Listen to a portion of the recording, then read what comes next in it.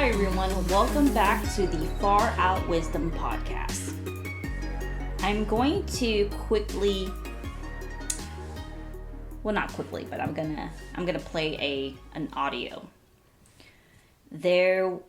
So Think Club is a YouTube channel that it is operated by Adam Frienden, and him and his buddy, another YouTuber named PSA Stitch. They do live streams where they interview Sargon of Akkad, James Lindsay. They have, they debate and do things like that.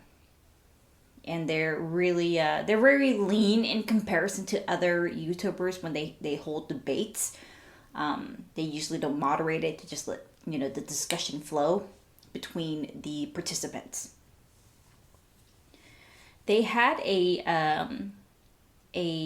individual by the name of Caleb Cain. Now, I have spoken to Caleb Cain in multiple occasions in the live streams that Adam and PSA hold, and Caleb and I do have disagreements. We were in a Dr. Jordan Peterson forum, and he and I had we don't see eye to eye when it comes to politics. Now, I'm going to give you a little background before I play the clip. The New York Times written about Caleb in an article, and it was about the quote-unquote alt-right and how he shared his story of being removed, being pulled to the alt-right, listening to Dr. Peterson, Ben Shapiro, Steven Crowder, Paul Joseph Watson, Sargon of Akkad, and things like that. In my personal opinion, I believe that Sargon of Akkad, Dr. Jordan Peterson, and the members of the intellectual dark web, majority of them are classical liberals. You can make the argument that they're conservatives, but I'm not going to say that they're alt-right, okay? When I think about alt-right, I think about Richard Spencer, for example, okay? So, Caleb was going through a rabbit hole, and the article was talking about how how YouTube was radicalizing young men to the alt-right, and Caleb was saved by ContraPoints, right? So Adam and PSA had him on the sorry, let me go click to my phone so I can get on the clip. So they were having a discussion about a book called The Bell Curve. It was written by let me look it up. I should have this up. I know, that's my bad. Okay, so let's see. I'm gonna look it up. I have no idea why I don't have it up. Okay. So the Bell Curve, Intelligence and Class Structure in American Life is a 1994 book by psychologist Richard J. Herrnstein and political scientist Charles Murray. So they were talking about that particular book. And the thing that made me disappointed in Caleb was the fact that he refused to read the book. Okay? And Adam called him out on it. So right on, Adam, if you're listening to this. And the point of this podcast is that I want to talk about is learning from your enemies. Well, not necessarily your enemies, but learning from your counter ideas, your counter beliefs, values. Basically, your political opponent or your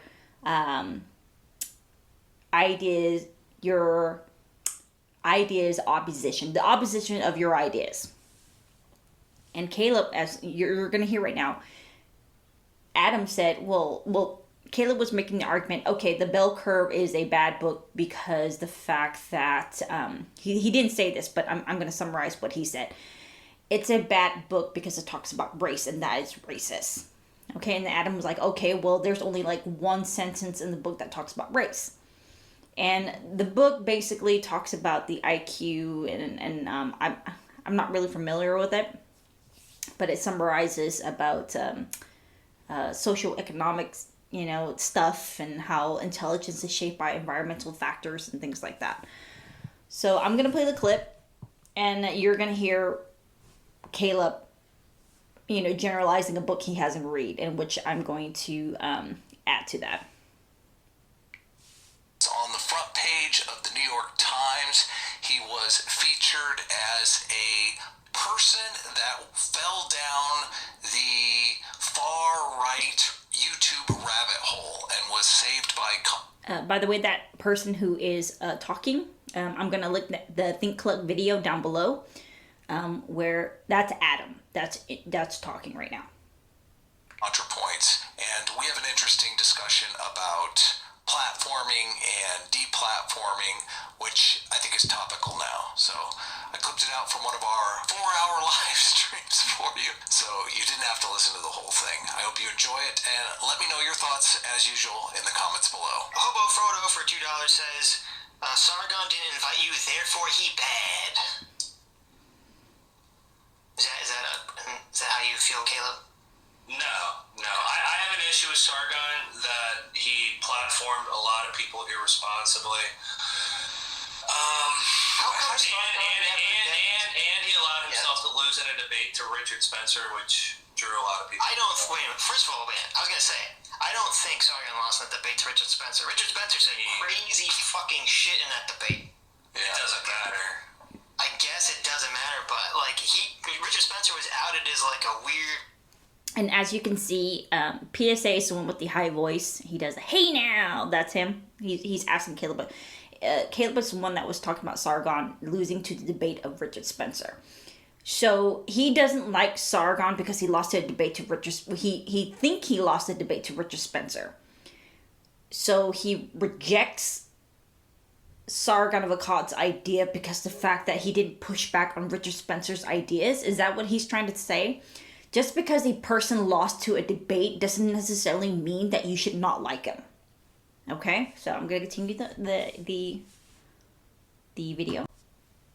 White nationalist communists in that debate who wanted, Space Force Ethno-State. Yeah, Space Force Ethno-State elitist monks controlling the country.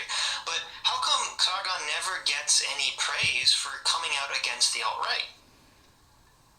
I mean, I guess Sargon came out against the alt-right. He tried to take him down. But then he also goes on JF. And so, basically, the reason why Caleb didn't like Sargon of Akkad is because the fact that he talked to Richard Spencer. That's the issue that I have with this entire discussion. Was the fact that Sargon of Akkad platformed people. So if you don't know who Sargon of Akkad is he's a very popular political commentary YouTuber. And he talks to everybody. He talks to the socialists. He debates with communists. He talks to conservatives, Republicans. So he's from the UK and he calls himself a liberal. So it's really interesting. And as you can see, Caleb does not give him a chance because the fact that he talked to Caleb's political enemy. And has a good old time. What is there's an argument to be made that people should be able to platform whoever they want. What's responsible platforming? Should CNN allow David Duke to come on once a month and give an hour-long lecture? Are they doing that? But what would you say if they did? Well, no, but you're saying Sargon is doing that. No, I think Sargon has had too many friendly relations with a lot of these people, and then also and we can go into Sargon's own rhetoric and his own things that he said, but I'm not. Sargon says in his defense that he platformed ContraPoints irresponsibly. That's hilarious.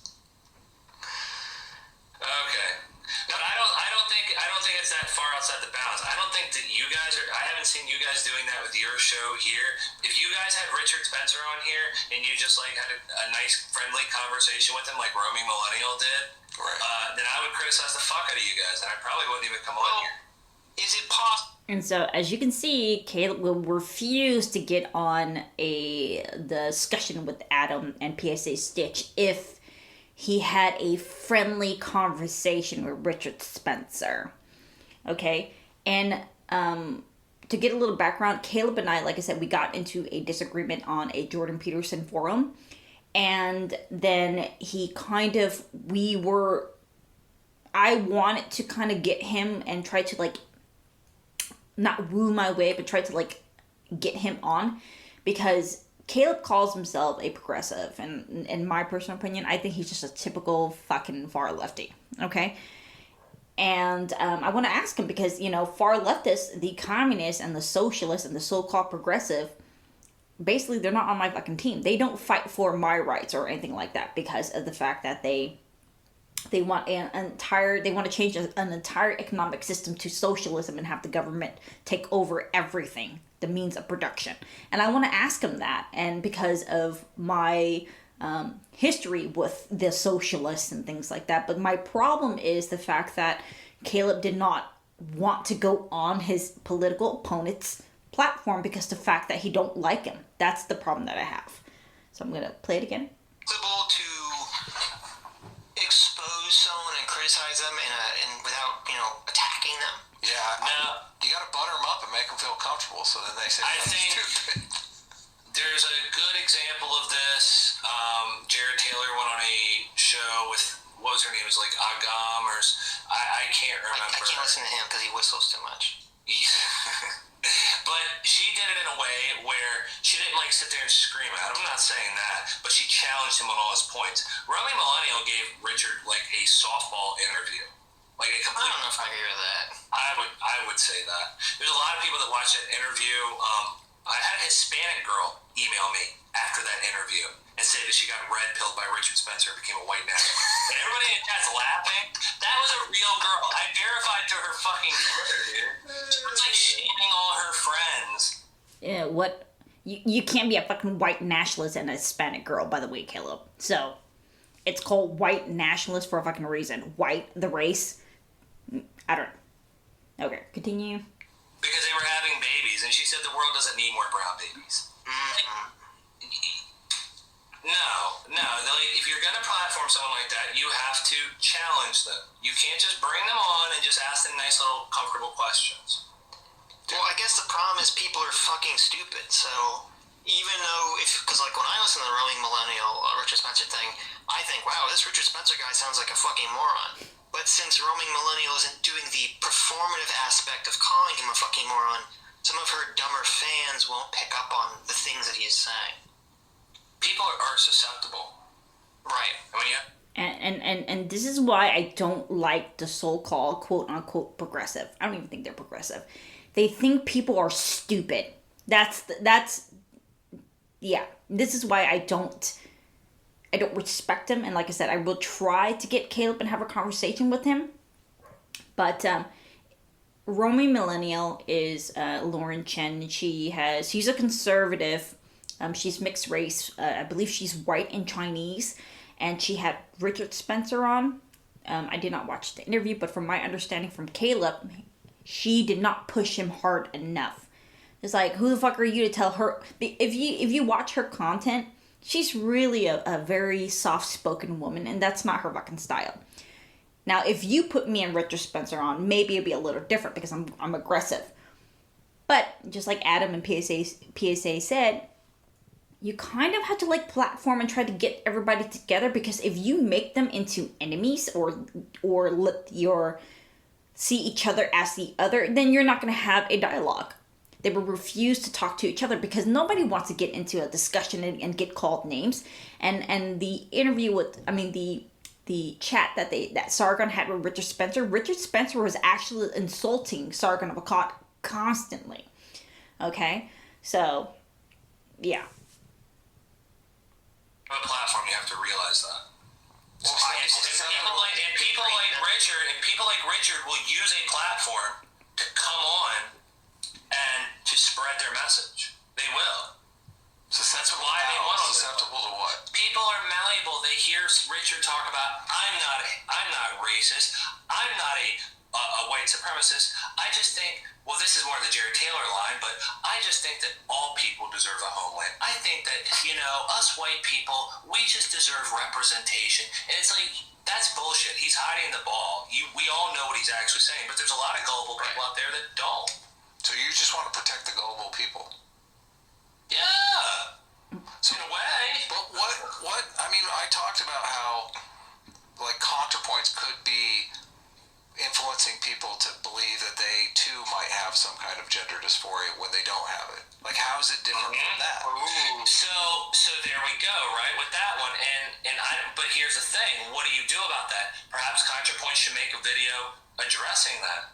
I mean, she makes being trans seem totally cool. Like, I'm thinking about transitioning now.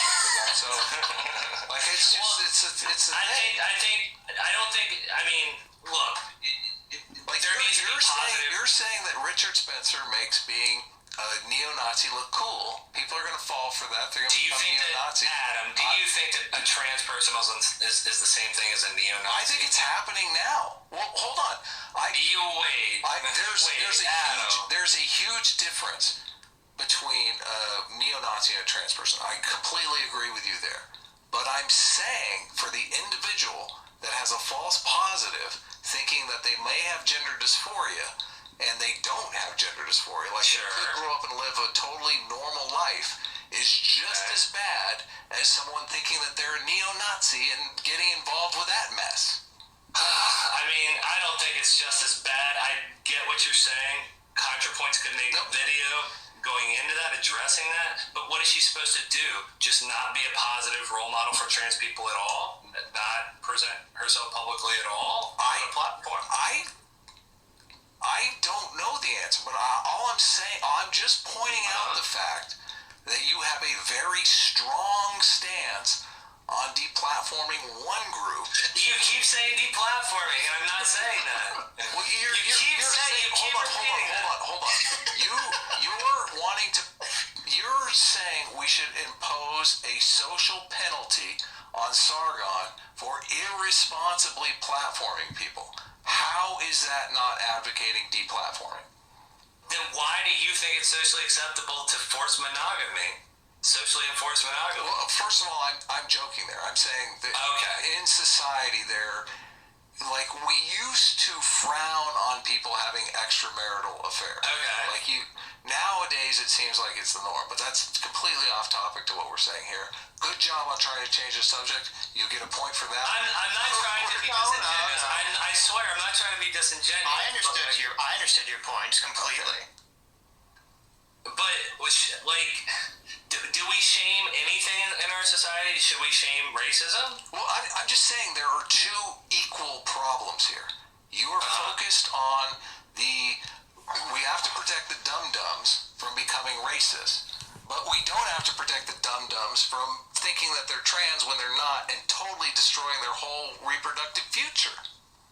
Like, which is, well, seriously, the guy who falls down the alt-right Nazi hole can turn his life around and get on the front page of the New York Times and become a total celebrity. The guy who gets a false positive on becoming trans cuts his dick off. Okay, so ContraPoints shouldn't have a platform at all. She shouldn't platform herself. No, I'm not saying that. I am not saying that. I am pointing out that there is, we have to make a decision that treats everybody fairly, but you're ignoring one potentially bad societal effect and focusing on this other societal effect. I'm pointing out the difference between the hypotheticals of the guy who falls into the left woke rabbit hole and the guy who falls into the right woke rabbit hole. Right. Yeah, you escaped. Penis intact. Okay, so I'm gonna play now from a different podcast that Caleb talks about Steven Crowder, talking about race and IQ.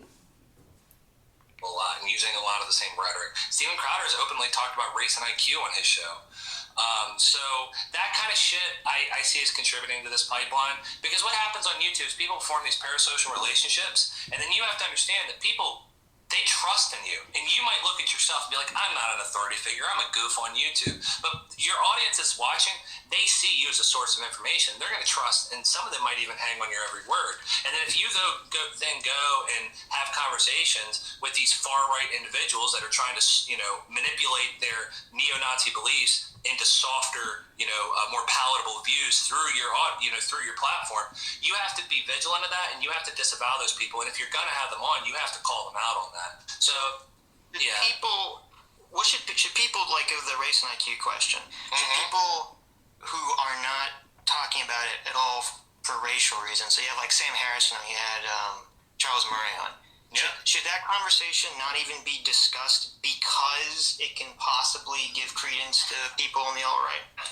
So we can talk about that stuff, but the Bell Curve is a pop science book that doesn't really have a whole lot of science behind it. Have you read the Bell Curve? I've not read it, but I've had the book explained to me many times. So explain it to me, because I've read it. So, And as you can see, Adam will start to call him out on it. He did not read the bell curve. the idea in the Bell Curve is that I know they go into twin studies in the book, and they talk about basically the IQ gaps between races. And then towards the end of the book, they start talking about basically immigration policies and all these different policy prescriptions that we should base our policy off of these IQ gaps. They don't go into the sociological explanations for these things. They don't go in. It doesn't go into the historical evidence for these things. The whole book is based on the IQ gap, and right. we're creating a society that is not healthy because we're basically electing a cognitive elite and making people with low IQs unnecessary. Like, he only talks about race for one paragraph in the book, and he completely talked about leaving out of the book and wished that he had. Like, if you read the book, I mean, I would call myself a former progressive, the book reads to me like a progressive push for traditional values because of this IQ problem. Do you dispute that there is a wide variety of people with different IQs that's just not related to race at all? Yeah, of course. Yeah, so we have people among us that have very low IQs. Jordan Peterson was saying, like, we have at least 15% of the population that has an IQ below 80. I mean, I read a book called McNamara's Morons, where McNamara was actually enlisting people in the military with lower than 80 IQ, and these guys were so dumb they didn't even realize that you had to lob the hand grenade up in the air to get it far, like they were throwing like a baseball. We need a society that accommodates those people, and the book, The Bell Curve, is aimed at creating a society that does accommodate those people outside of race.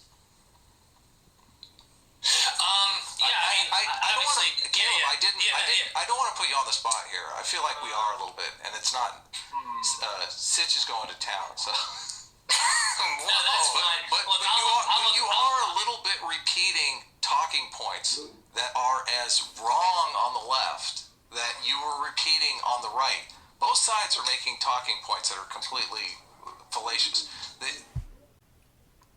Okay, so I'm going to stop it right there. So there's a reason why I played the first clip from I believe it's a second podcast, and then the first podcast that they had Caleb on. So I kind of mixed it a little bit. So in the beginning, the first podcast that I played for you guys, Caleb was saying that Sargon of Akkad and Roman Millennial did not push back on Richard Spencer. And then the second clip that I played about Charles Murray and the Bell Curve, it was Adam pushing back on him.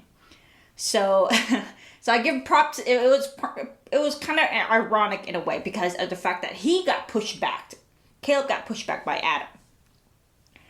And so the point that I want to make, and the reason why I let you guys listen to it, is because the fact that Caleb did not read the book, The Bell Curve. He was generalizing and putting forth a summation of a book that he didn't read. So he continues in the video.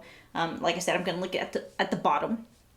He will read, I believe, a Wikipedia page, and he was like, aha! You know, I was like, no, you cannot do that, because Adam then makes an argument to you have to read the book directly.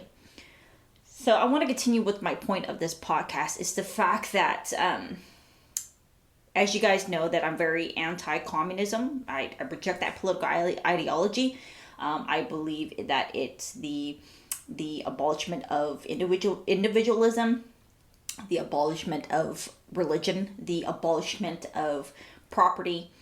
It goes against my my support of the root of liberalism.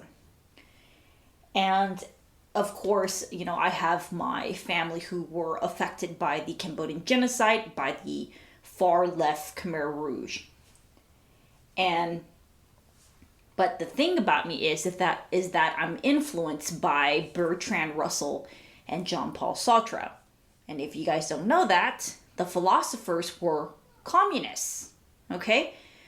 Now, the reason why I do this, a lot of my right-wing friends will make the argument, oh, okay, so why are you going to be influenced by communism? If you really read Bertrand Russell and Jean-Paul Sartre, you know, not everybody is a bad guy. Okay? And I believe from the bottom of their heart, you know, Russell and Sartre, they really did see the failure of the political ideology that they support. And but at the same time, you know, just because I reject communism is not an excuse for me to not learn about the ideology. Of course, you can make the argument that the Jewish people should not read about Nazism or thing like that. But to me, when you read your political oppositions or your ideas, it gives you ammo. You cannot, just like Caleb, you cannot disagree with something that you don't know nothing about.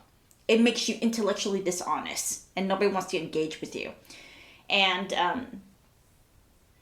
it's just not fair.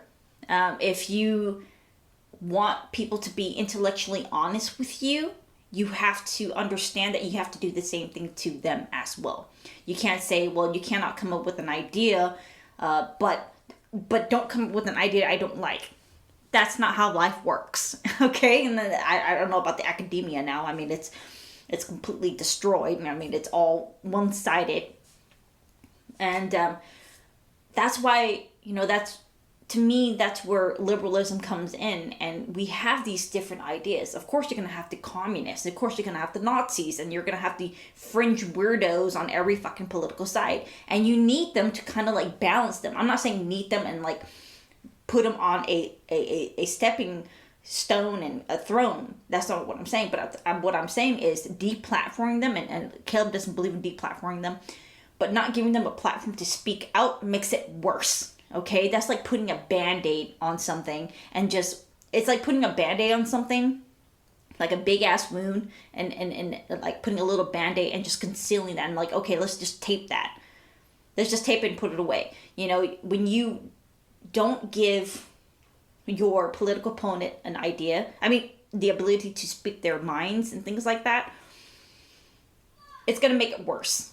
And it's going to just breed more fringe weirdos to come out into the open. Okay? And I believe you have to give them a chance. And so there's, like I said, I don't like Marxism, but at the same time, there's different branches of Marxism. There's Marxism-Leninism. There's Marxism-Maoism. There's Marxism-Stalinism. There's different branches of these ideologies, and of course you sound like, just like Adam said, it's just talking points. You're not really dissecting anything. You're just talking about the surface of that particular idea, and it's not going to get you nowhere and makes you look really dumb. So it's it really just makes you look really dumb And I hate to fucking say it like that, but it makes you look really dumb. And I feel bad for Caleb, you know, and of course, you know, I believe that he's not really thinking his ideas thoroughly. He just let everybody talk for him. And that's the fucking problem that we have today. We're not learning from our enemies. Of course, you don't want to be near your enemies. It makes you sick to your fucking stomach. But at the same time, you have to understand that they have the right to come up with their ideas and believe what they want to believe. And your job and their job and everybody's job is to challenge each other, because it keeps the I guess intellectualism diverse. Okay. And I don't want to be friends with a fucking Marxist or anything like that, but I did. I mean, here's a funny story. The person who made my logo, he is, I'm sorry, I don't know if he was or is, and I'm gonna share him this podcast. The dude was a cool dude. Okay, he gave me a logo. He made my logo for free because he's just like, you know, you're a cool person. I go, him and I, we have a very interesting connection when it comes to communism, because both our parents were communists, and so it was really interesting. And so we had that connection with one another, and I think that got us close to each other. And so he made my logo, and he was a Marxist Trotskyite. So he liked Leon Trotsky. Okay, so if you don't know Leon Trotsky, he was a Marxist, and you know, he was assassinated by Joseph Stalin. So, but the thing is, the dude was actually pretty smart. He thought his ideas thoroughly by himself. See, I don't like having this discussion with people. You know, for example, I like I said, Caleb's a cool kid. He's a nice kid.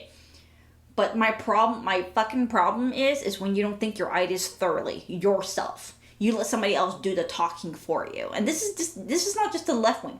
This is the right wing too. They have fucking Steven Crowder and, you know, Ben Shapiro and all these right wing people talking their ideas for them. I was like, no. And that's the thing that I see every single fucking day. It's just people just pretty much just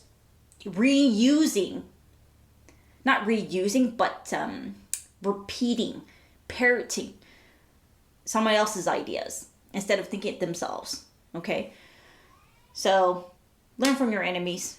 Don't automatically reject something that you disagree with.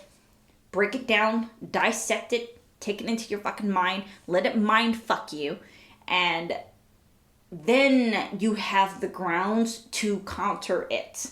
Okay? Read the books, do your research, stop being a fucking NPC from both political side.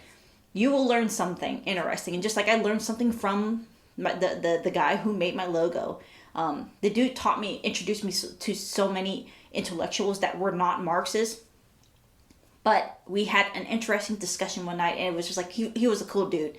And, you know, who knows? You might make friends with your enemies. I don't know. But to me, being not open arms, but allowing dialogue to happen is the gateway to peace. And that's the wisdom that you don't know what wisdom will be. I guess a portal of wisdom being shared from both sides. There's a good ideas within that ideology. There's a bad things to that ideology or that ideas. You don't know. You don't know until you actually do your research and read the fucking books. Okay? As always, guys, stay far out.